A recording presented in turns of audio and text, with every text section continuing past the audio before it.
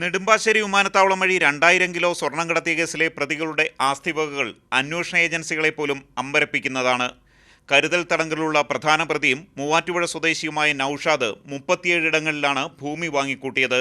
ഇതാകട്ടെ എറണാകുളം, ഇടുക്കി ജില്ലകളിലെ മാത്രം കണക്കാണ്. കസ്റ്റംസിന്റെ ശുപാർശ പ്രകാരം കള്ളക്കടത്തിലൂടെ സമ്പാദിക്കുന്ന ആസ്തിവകകൾ കണ്ടുകെട്ടുന്നതിനുള്ള ഏജൻസിയായ ചെന്നൈയിലെ സേഫും ഫോപ്പ നടത്തിയ അന്വേഷണത്തിലാണ് വമ്പൻ നിക്ഷേപങ്ങളുടെ വിവരങ്ങൾ പുറത്തുവന്നത്. 2013-15 കാലയളവിലാണ് പ്രതികൾ കള്ളക്കടത്തിലൂടെ ആസ്തിവകകൾ ഭൂരിഭാഗവും വാങ്ങിക്കൂട്ടിയെന്ന് അന്വേഷണത്തിൽ വ്യക്തമായി.